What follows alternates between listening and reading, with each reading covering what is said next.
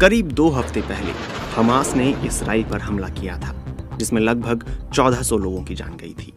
इसके बाद से इसराइल लगातार हमास को निशाना बनाते हुए जवाबी हमले कर रहा है और ये संघर्ष खत्म होता नहीं दिख रहा, क्योंकि हमले सिर्फ मिसाइलों के जरिए ही नहीं बल्कि अलग अलग देशों के नेताओं के बयानों से भी हो रहे हैं।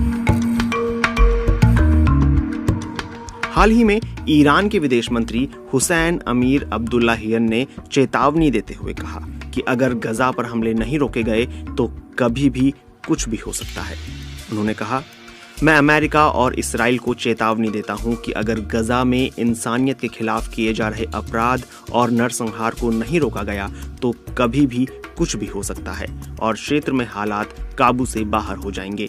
इसके बेहद खराब, बुरे और दूरगामी परिणाम होंगे, जिनका असर उन पर भी होगा जो जंग की वकालत कर रहे हैं। इससे पहले रविवार को इसराइल ने पड़ोस के सीरिया में दमिश्क और अलेप्पो अंतर्राष्ट्रीय हवाई अड्डों पर मिसाइल से हमला किया था। इन जगहों पर ईरानी सेना की मौजूदगी है। रनवे को नुकसान पहुंचने के बाद दोनों हवाई अड्डों का इस्तेमाल बंद हो गया। ईरान की तरफ से मिली चेतावनी के बाद अमेरिका ने भी जवाबी हमला बोला।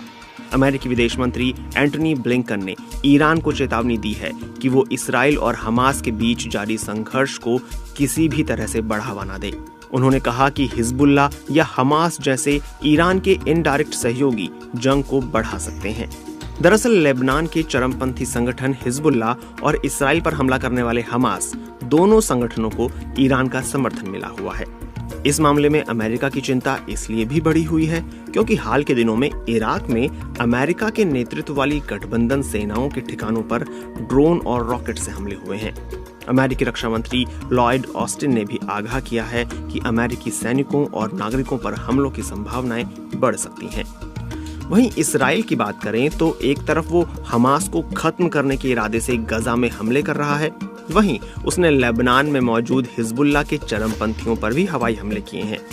इस्राएली प्रधानमंत्री बेंयामिन नेतन्याहू कुछ दिन पहले लेबनान बॉर्डर के पास तैनात अपने सैनिकों से भी मिले थे। उन्होंने उनसे कहा था कि हम अपनी जिंदगी के लिए जंग लड़ रहे हैं, अपने घर के लिए जंग लड़ रहे हैं। ये करो या मरो की स्थिति है और उन्हें मरना होगा।